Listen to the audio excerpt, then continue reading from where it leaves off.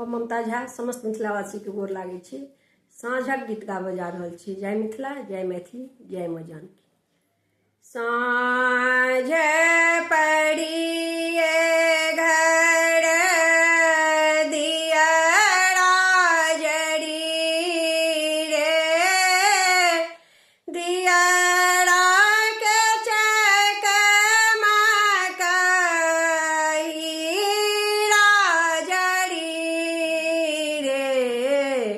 साँझ पड़िए घर दियरा जड़ी रे, दियरा के चकमक हीरा जड़ी रे।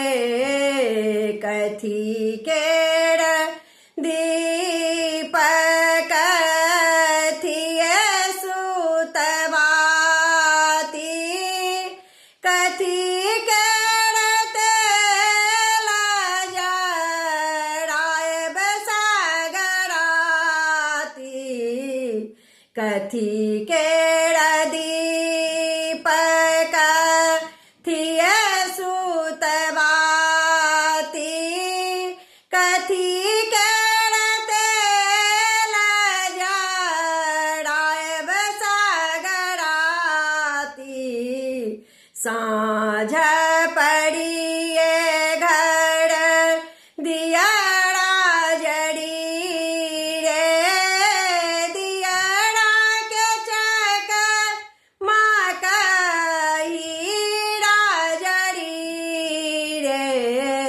सोना केरा दीप पटाए सुतवाते, सरिसो के तेल जरायब सगराती।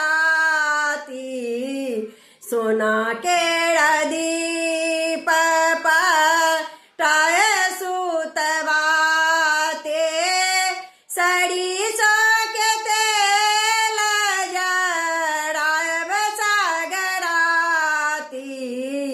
जरा लागल दीप झमकी गेल बाती, खेला लगली संझा मैया चारू पहर राती। जरा लागल दीप झमकी गेल बाती, खेला लगली संझा मैया चारू पहर राती। साँझ पड़िए घर दियरा जड़ी रे, दियरा के चकमक हीरा जड़ी रे। साँझ पड़िए घर दियरा जड़ी रे, दियरा के चकमक हीरा जड़ी रे। धन्यवाद।